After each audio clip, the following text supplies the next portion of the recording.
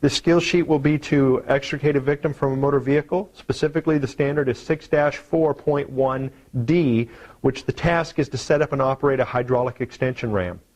Performance outcome: the candidate wearing full protective clothing and eye protection shall demonstrate the proper setup and use of a hydraulic extension ram. An assistant may operate the hydraulic pump under the direction of the candidate. So you've got to explain to them how they're going to operate that hydraulic pump. On the conditions, giving personal protective clothing, which is the boots, pants, coat, hood, glove, eye protection, and helmet, a hydraulic extension ram, hydraulic pump, and connectors, the candidate shall demonstrate the ability to, number 1, inspect all furnished hydraulic equipment for damage. 2, position the hydraulic pump outside the work area with hose within reach of the scene.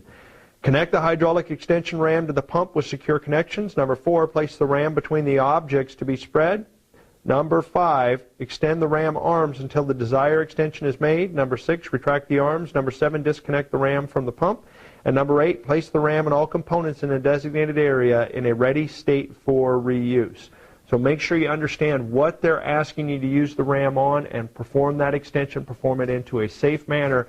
And as always, verbalize what you need to do. If you're looking at something and checking something for damage, let them know what you're looking for and cite any damage that is noted.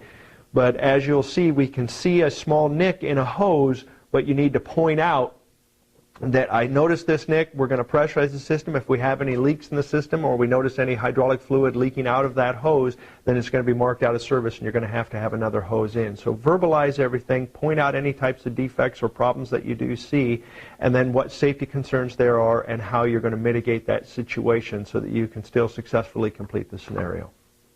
Okay, this Hurst unit, we're going to inspect to make sure that there's no fluid leaks in the tank. No problems with the gas engine.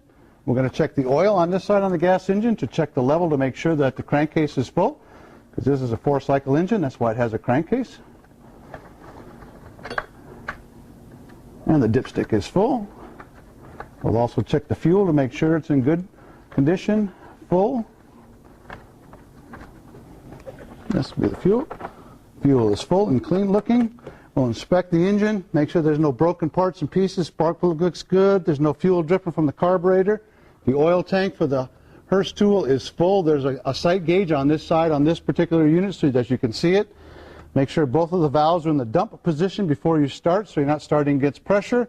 Check all your hoses and connections. And all these connections are the same on the Hamatro as they are on the Hurst. They're just pull down twist lock fittings.